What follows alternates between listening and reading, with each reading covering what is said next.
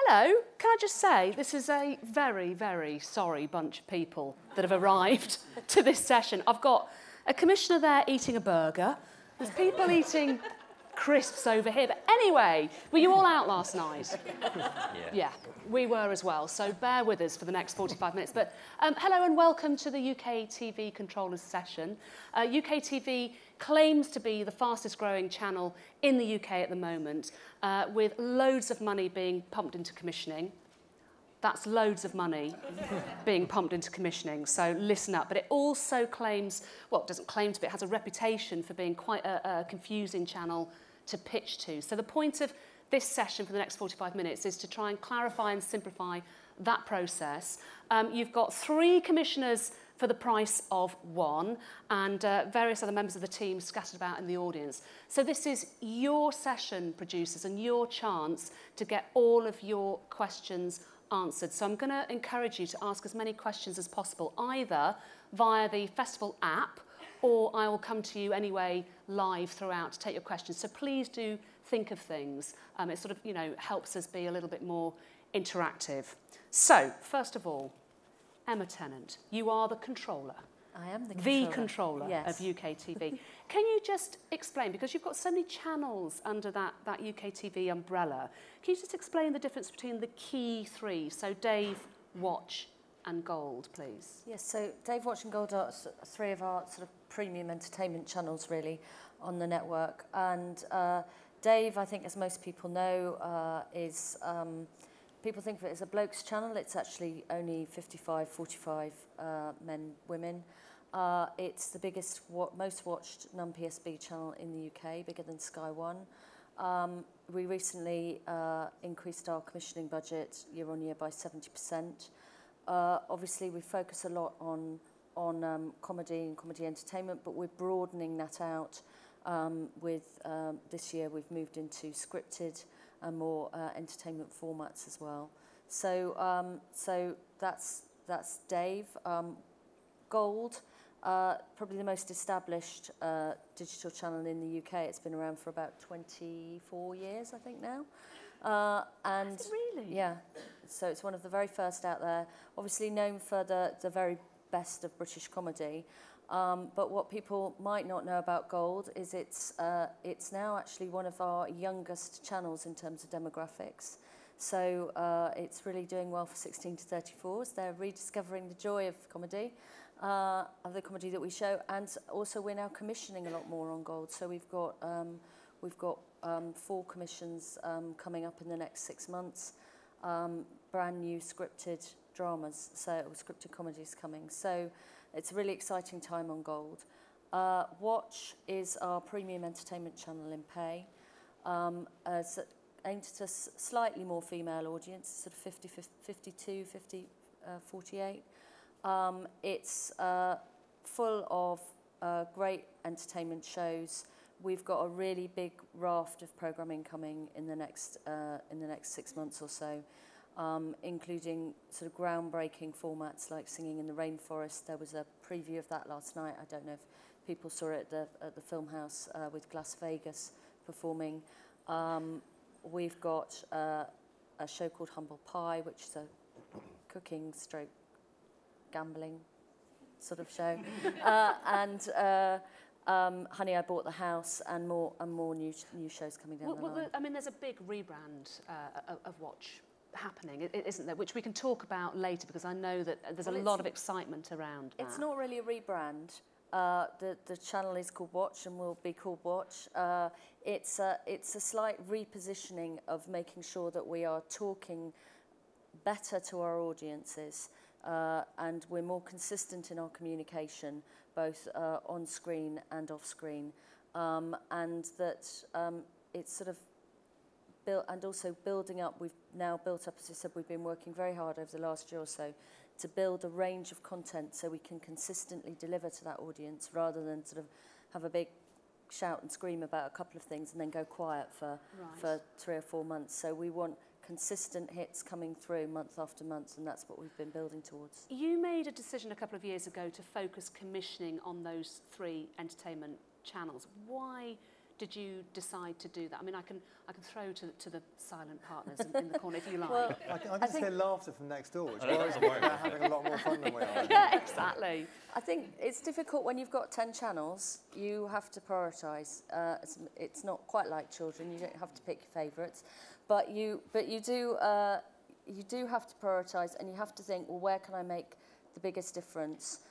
Both for my audiences, for our partners in terms of our platform partners, and for advertisers. So where can I drive the most return for the business? And the entertainment area was the biggest area for us.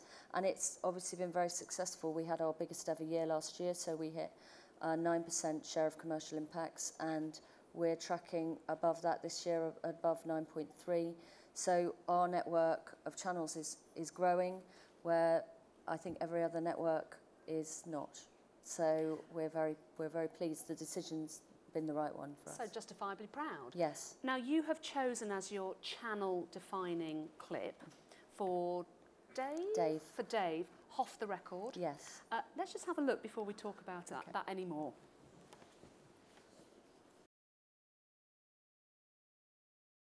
That's a round of applause from me. That's genuinely really, really funny. So why was that such a key commission for you? I think it was a big, it was a big step for us. It was going into scripted. Yeah.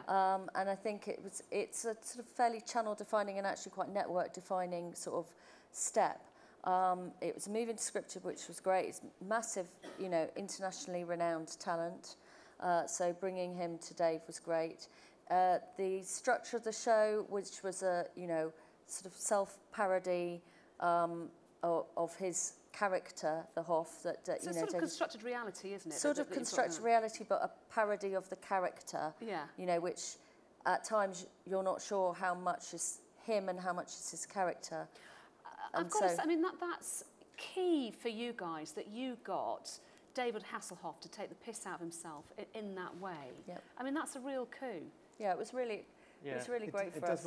It does rely on him being quite complicit. Yeah, certainly. I mean, which clearly he's happy to do. Very up for it, yeah. I think also what it's also done for Dave is it's slightly changed the conversation. So actually the critical response to the show was incredible and so positive. And actually it starts getting the journalists talking about our channels in different ways. So Dave talking about being a powerhouse original commissioning, making shows that are as funny, if not funnier, than some of the terrestrial shows. So it's changed the conversation to being about that. And then when we then followed that with Undercover, with Taskmaster, Alan Davis, Dave Gorman, buying in shows from the States like Last Man on Earth, Parks and Rec, Suits, it then just starts to move the channel into being a place that's being seen as being new content. So from a brand point of view, it drives us forward. And also, we were having a conversation beforehand, weren't we, about the fact that, it's really refreshing that you've had a conversation with key talent, known faces, and you're actually saying to them, look, what are you really into? What are you excited about? How can we work with you rather than forcing you into a box?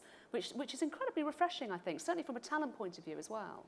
Yeah, I mean, Dave Gorman, Modern Life is Goodish is Dave Gorman playing to his strengths, doing what he's done for many years. We're bringing that to TV in the right format.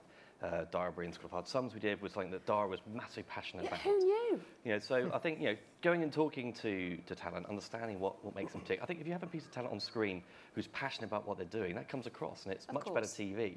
It's much better quality. Well, again, it's about authenticity, isn't it? The fact that you are genuinely getting the real person coming through rather than a sort of, constructed bit of talent in a way. I was going to say, I think the other thing that's really important about this in terms of being a channel-defining show is I hope at least you can see that as a network we're starting to kind of define our own tone of voice a little bit more. And I think that's incredibly important. And we've already, by focusing on the entertainment channels, we've already simplified that job a little bit because we're commissioning in more kind of specific genres.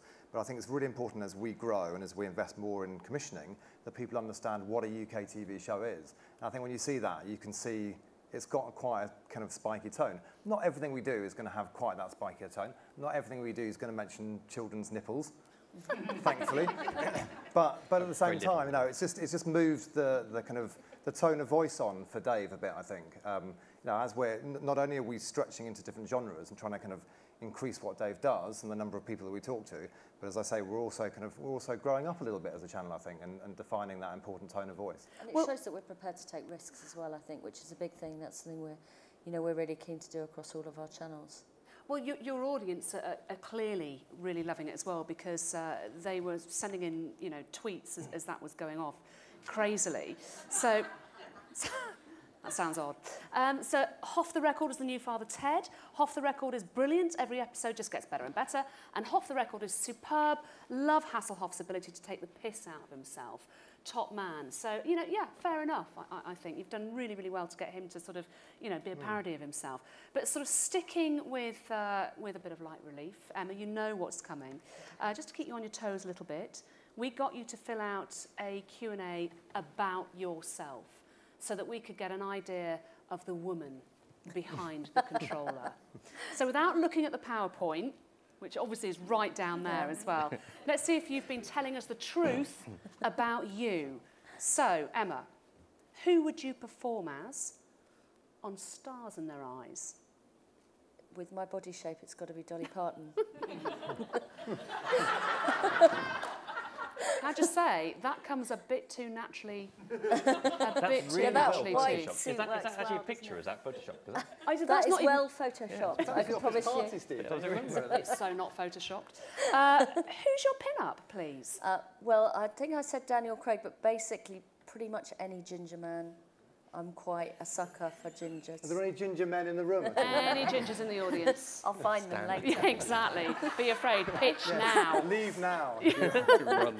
And what did you watch from behind the sofa when you were little? Oh, Tales of the Unexpected. Hands up who's old enough to remember that. Everybody, yeah. Terrifying. Absolutely terrifying. Correct. Bonus points to you. Thank you very much. Moving on to Richard.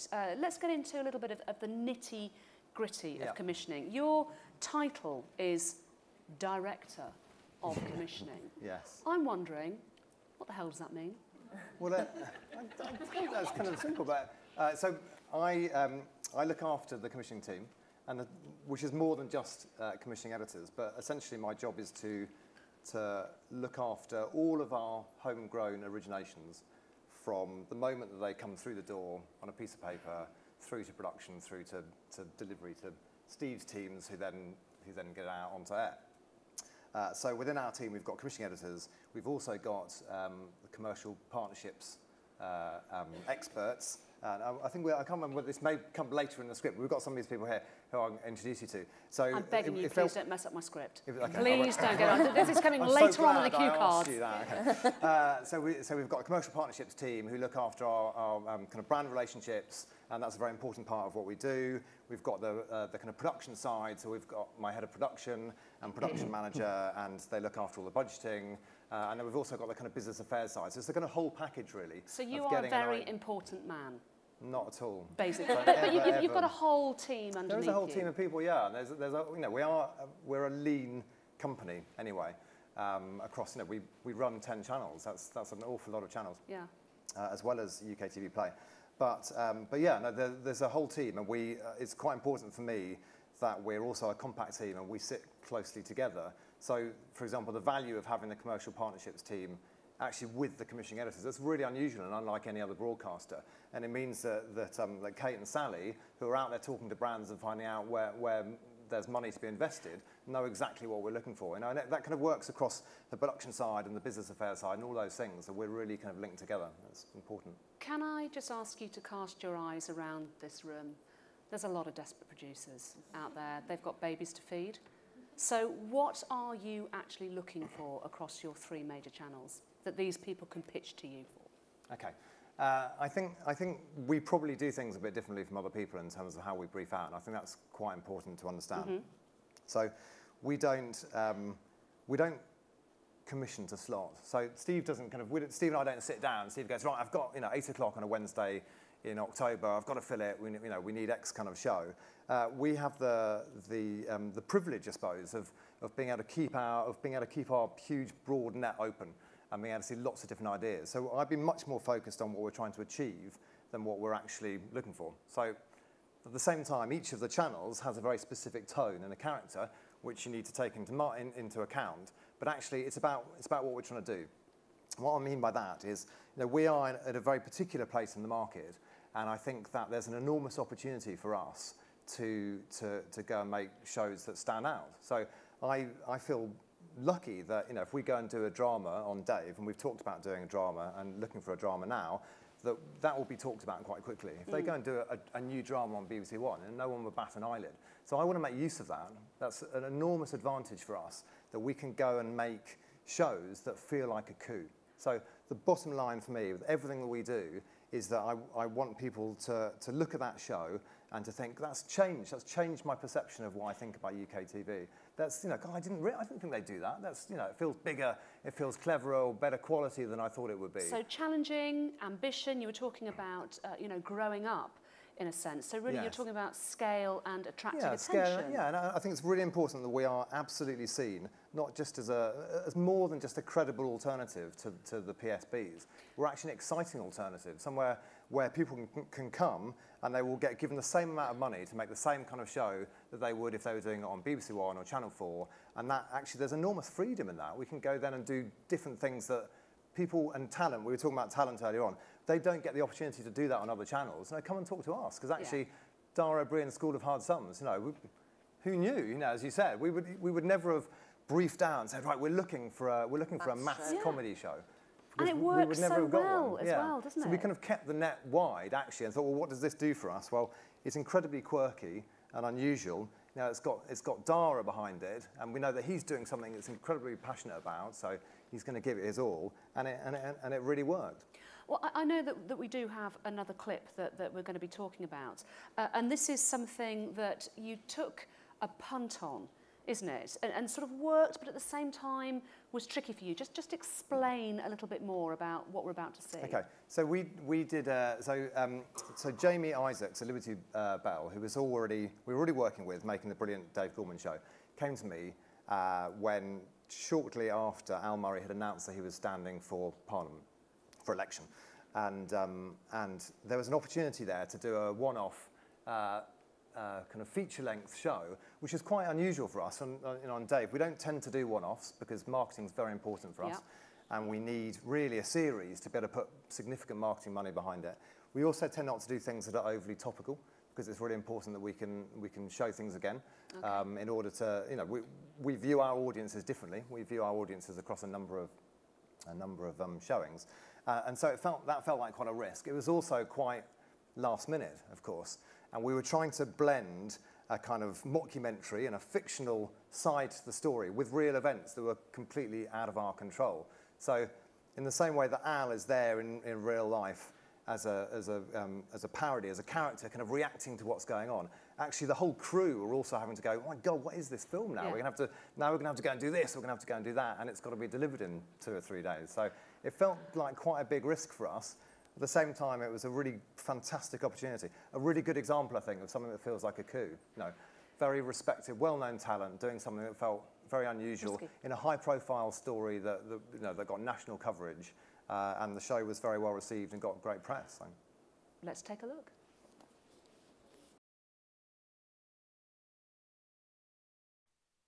Good.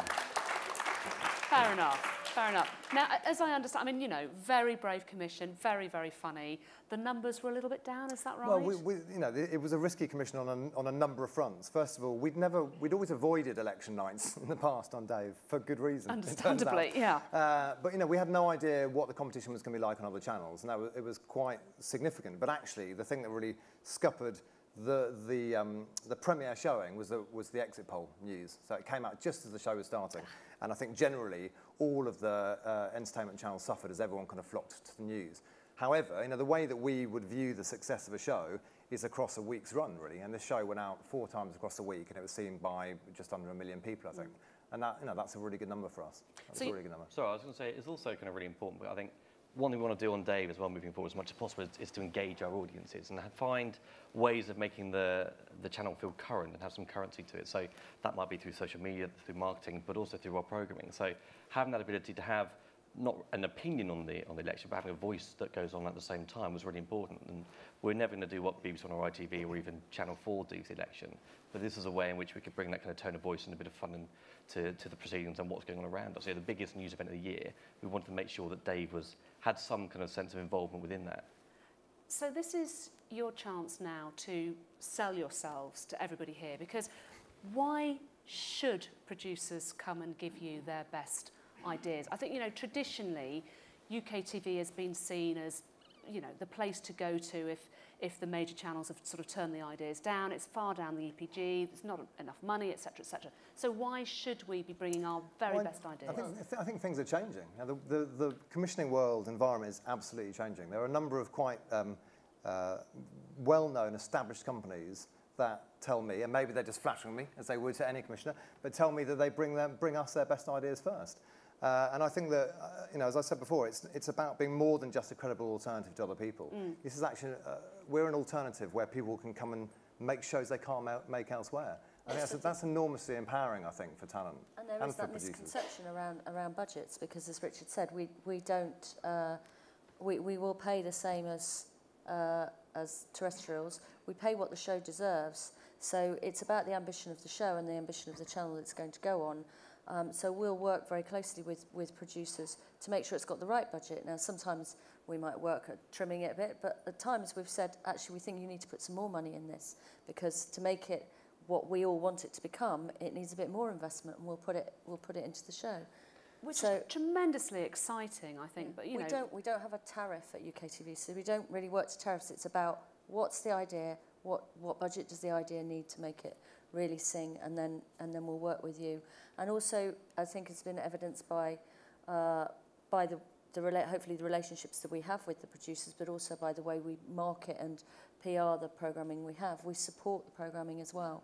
So we do very innovative marketing and stunts and PR around the show. So we'll take an idea and we'll nurture it right from the moment you bring it in the door to getting it onto air. I'm thinking of a chocolate Benedict Cumberbatch. That's part of the marketing strategy? Is that just a dream? Exactly. That was a PR. That was a PR stunt. But yeah, full-size chocolate Benedict Cumberbatch in Westfield. That was for the launch of drama onto play at Easter. So you're saying, why should people come to us? I think actually another example of a really successful PR stunt was around the pythons. I think that's a really interesting case of people who you absolutely wouldn't expect or have expected to see it on UKTV a couple of years ago, but we talked to them quite early on before they did their last show at the O2, and we ended up doing a brilliant deal with them that I think they were enormously pleased with. For the pythons, we created, well, I say we, Zoe and her brilliant team, created a 15-metre long dead parrot that hit all the papers. Yeah. Sorry, that changed. It's not live. Crikey, that's amazing. Which, the top half of which, because we couldn't fit it in the office, but the top half of which, from the kind of shoulders up, is still sitting in the office. But, you know, those things work really well. Off the record, we did a Leicester Square launch for it, so we had red carpet, Leicester Square. On top of that, we had, you know, huge amounts of billboards, press campaign, TV advertising on other TV channels. We've got 30 million reach now of viewers.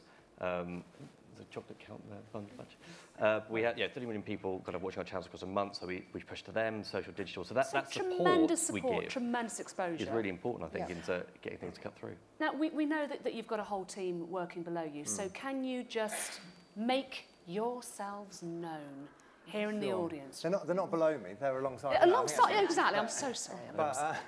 And actually, I think there's something.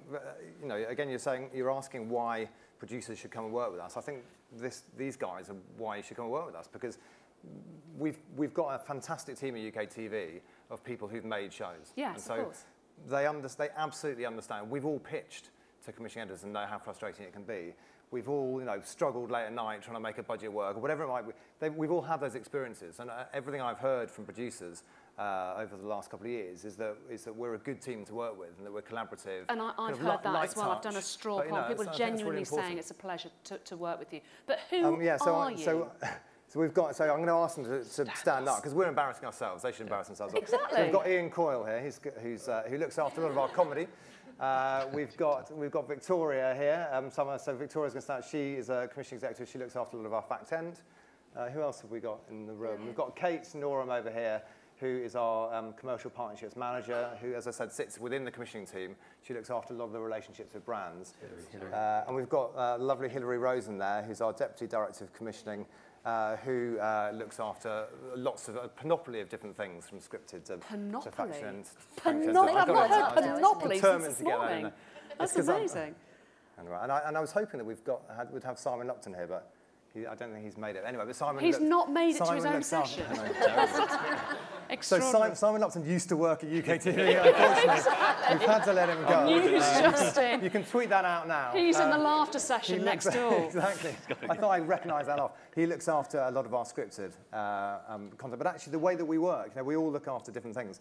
So even though Simon is our kind of scripted expert, Hilary looks after Crack and Ori. Ian looked after Hoff the Record. So we mix things up.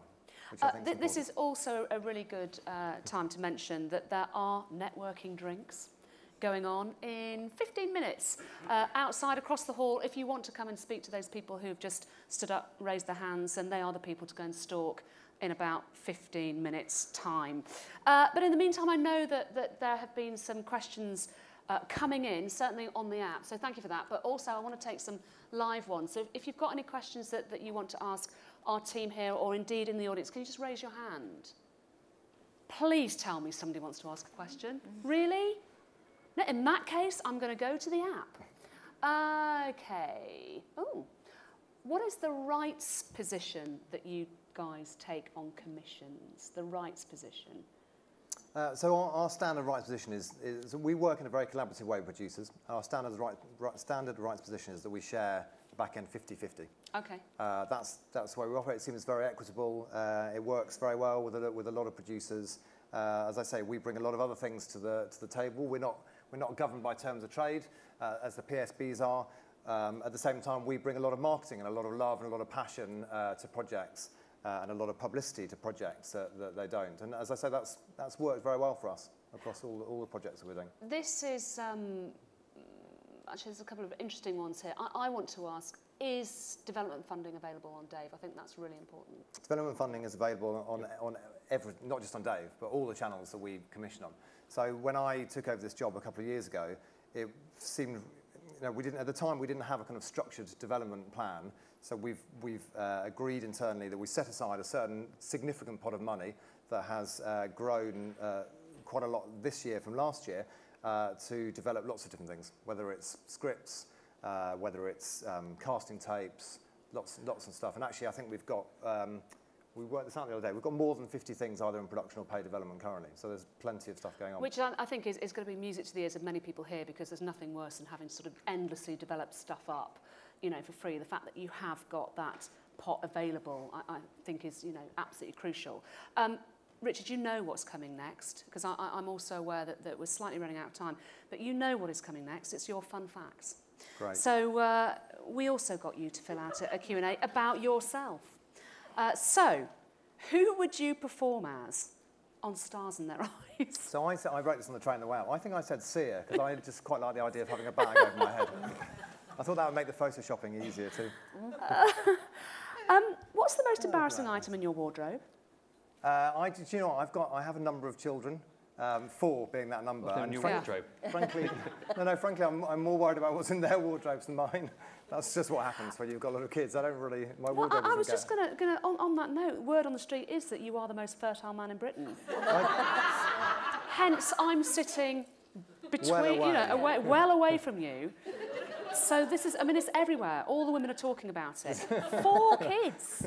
And 2 of them were an accident, weren't they? We're an accident. Look, there's a lot of chat so going on. I've now got an 11-year-old who probably could pick up social media, so please don't tweet that out. Yeah, true. No, they weren't accidents, but the last 2 were twins. So, yes, we went from 2 to 4. I cried. Genuinely. Tears of joy and pain simultaneously. Thank you very much. Steve, we'd better bring you in because you've been sitting so patiently at the end. You are the general manager for Dave Watcham Gold, which I've got to be honest, sounds like you should be running Sports Direct. Nice. Do you know, I get lots of job offers coming through for things when like I heard Nando's that, and, I was like, really? General manager. What do you do? So what do I do? So I guess fundamentally my responsibility is the overall kind of performance of the channels, so both commercially and creatively. So making sure we're hitting targets, getting the ratings in that we need, that's generating the revenue to deliver the profit back to shareholders, but also at the same time growing the brands and making sure that from a long-term perspective they're kind of salient and they're moving forward. So it's working with Emma, is my boss, so that's an easy one. However, with Emma, I do what I'm told. but working, incredibly closely with Richard. So we spend, every day we're talking together basically about the projects That's why coming we wear the through. same shoes. Well, we're wearing literally you same are shoes, definitely same merging. trousers. We were wearing the same jackets, but Richard took his off I because know, I was getting too embarrassed. on what we need, what's coming through, what budgets we've got, how much we've got to spend, what kind of shows we need to come through in the channels. Similar conversations with the acquisitions teams, then running the schedules to make sure they're pulled together all that content in the right places, looking after the marketing, make sure we're then supporting that content the right way, how we're splitting those budgets between our brand messages and appointment reviews, similar conversations with PR, running the digital and social. So it's bringing all those aspects of the channel together to make sure there's consistency and it's all going in the right direction. I'm thinking complex is what I'm thinking. Just lots of different bits He's and pieces. made it sound really complex. Yeah. Yeah, exactly. Likes to Don't make just himself sit there sound and- busy. Absolutely busy is what I am, Anna. I'm a boss on the Busy. stage, I don't sound busy. You've had some tremendously good headlines, actually. So let's talk about some of those press headlines and see if there's any truth behind them. So there's a story up there about record profits for UKTV. Does this mean that the commissioning budgets have increased as well? Yes, simply. Great. So Dave this year was spending 7% more money on original commission than we were last year. Looking across, actually Dave Gold and Watch collectively, or individually actually, they've got 7% more commissioned hours this year than they had last year.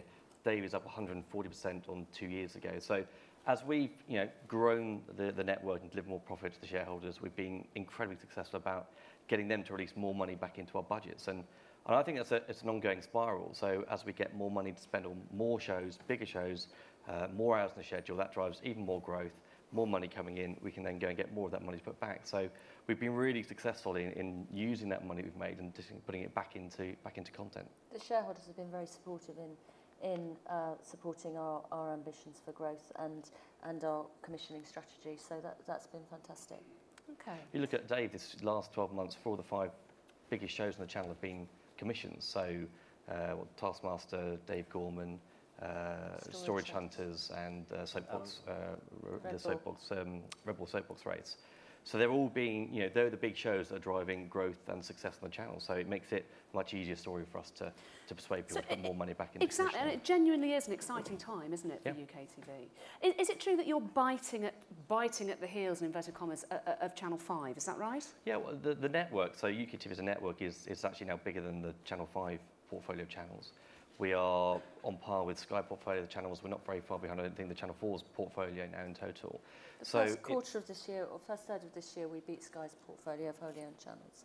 So anything with the Sky branded name, including their movies and news and sport, our network beat their network. You were beating, which is, So huge. Congratulations. we're very proud of it. Yeah, absolutely, rightly so, actually, rightly so. And actually on an individual basis, Storage Hunters does 1.3 million. Love Storage Hunters. Soapbox Race did 750,000 for us.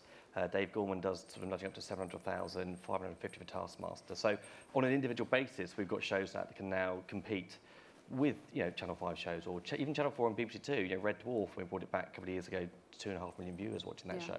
That is a show that is able to completely compete against any terrestrial or multi-channel product. Because you've got more money, because you are growing up and becoming more successful, are you able to take more risks then? I mean, I know you've talked a little bit about that, but you're happy to take risks. Yeah, it's a balance. We do things that we believe will work very well for us. We know we'll do ratings. So Storage Hunters UK is a great example of that. But also then that allows us to then take risks on the big projects like Undercover, like Off the Record, and on Watch, big shows like Sing the Rainforest. Sing the Rainforest is a massively ambitious show, incredibly ambitious show, but we're able to take those risks because we have other great content that can deliver ratings for us. And it's about finding that balance. I'm just keeping an eye on time because I know I really want to see the clip from Singing the Rainforest. But first of all, let's have your fun facts. Oh, you can just move on from that if you want to. Then we I think that this is quite crucial. So let's have a look at the fun facts. No peeking at the slide. Have you borrowed Emma's suit? I literally have, clearly, yeah. You literally have. So what would be your specialist subject if you went on Mastermind, please? I think I said brass band history, 1980s to 90s or something. Tragic. I know, sad, isn't it? Is that true? It's true, It yeah. is sadly I used to true. play in brass bands, yeah. You as a employ child. this man? That's incredible. I didn't know that at the time. Exactly. And for a bonus point, Steve, what's the name of the band which inspired the film Brassed Off, starring Ewan McGregor? Okay, well, in the film, I think it was like Grimley, real life, because it's based on a true story. It was Grime Thorpe Colliery Brass Band.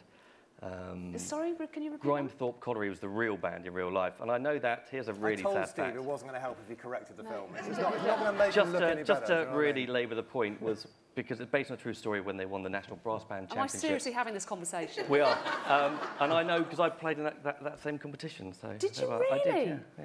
So you are a sort of brass that's aficionado. You go. What do you play? 20, 30 years ago, yeah. Never too That late. isn't a risk taker. I don't know what it is. Exactly, that's risk right there.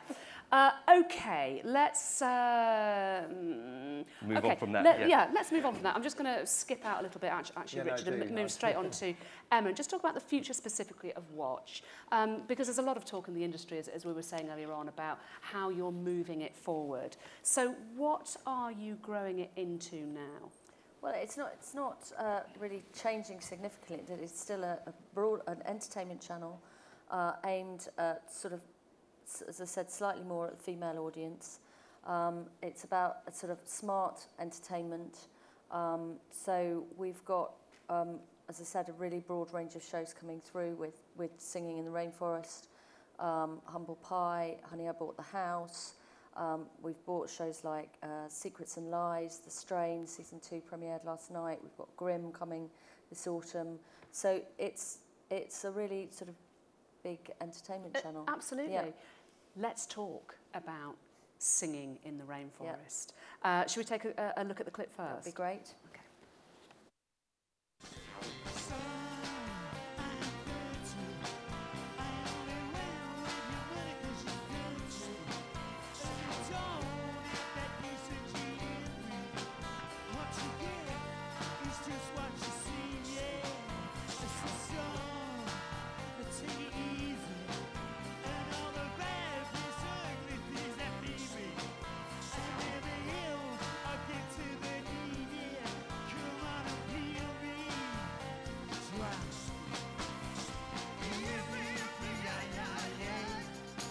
Bien bonito, se ve bien bonito, bailó mucho.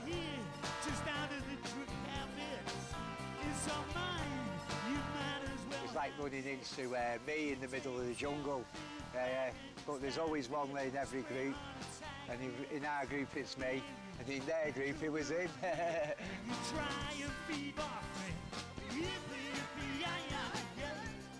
Yupi, yupi, yeah, yeah.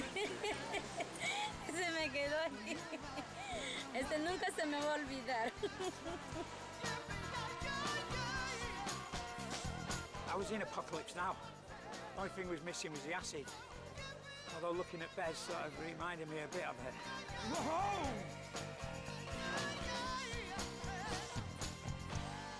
Cut across. Thank you. Mental. That is mental. I love the fact that Sean Ryder is genuinely saying it reminds me of Apocalypse Now. I mean, that is ambition. That is crazy. I genuinely applaud you for that because it looks thoroughly entertaining. Taking the Happy Mondays to Panama was definitely not challenge. If that doesn't say risk-taking, I don't know what does. Yeah, no, Happy Mondays absolutely. in South America. Now, Steve, I know, I'm just wondering what we should do. So, Nikki, do you want me to play the final clip or should we go into questions? Well, yeah. Okay, so, Steve, I know that you are genuinely tremendously proud of our very last clip as well. Can you just fill us in a little bit more about it, please? I could have only was 4. Oh, really? Oh, okay. Sorry? Marley's Ghost. Oh, Marley's. Oh, sorry, I didn't Shall I realise ask that question again? Steve, I know you're genuinely really proud of your final clip. Yes. What is it? It's a clip of Marley's Ghost. So this is the new scripted comedy for Gold. So we've been doing, as we've been talking about a lot of scripted comedy. So Marley's Ghost, we've got another show called Bull coming through, one-off called Do Not Disturb. So from a talent point of view, the likes of Sarah Alexander and Nicholas Burns, Joe Joyner, John Hanna, but also coming through another show, Robert Lindsay, Maureen Lipman, Matt Lucas, we've got Catherine Tate. So incredible kind of talents coming through now, and that's currently coming through onto Gold. There'll be more kind of new comedies coming through into next year as well. So I think it's just a little clip of Marley's Ghost, which will be the first show that kind of goes to air. Let's have a look. Let me get this right. You think you can see the dead? Yeah, not all of them, just 2 of them. 2. 2 really annoying ones. What do you want me to do? I want you to get rid of them.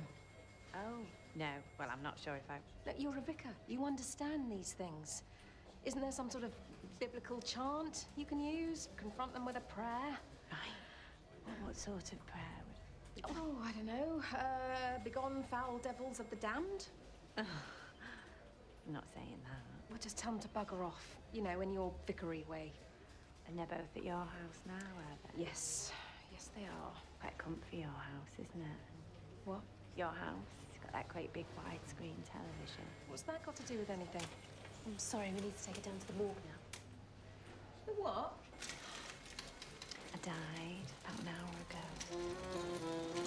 It's just a bump. Sorry, there was complications. You could be soft furnishings as well, aren't you? What? No.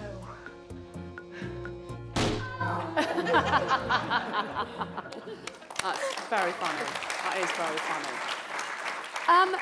Do you know, I was going to sort of throw to the floor for questions, but we have got the networking drinks now anyway, and we are genuinely out of time. So it just remains for me to say... Can I say one tiny little thing? No, we're out of time. So that's it. No, what? No, I just want to say that I didn't really get a chance to kind of talk through the individual needs of the channels. Yes. There is obviously a bit more detail I can give people about the channels. I would say come to the networking drinks. If you can't come to that, you know, you've at least seen some of the team. Come and see us.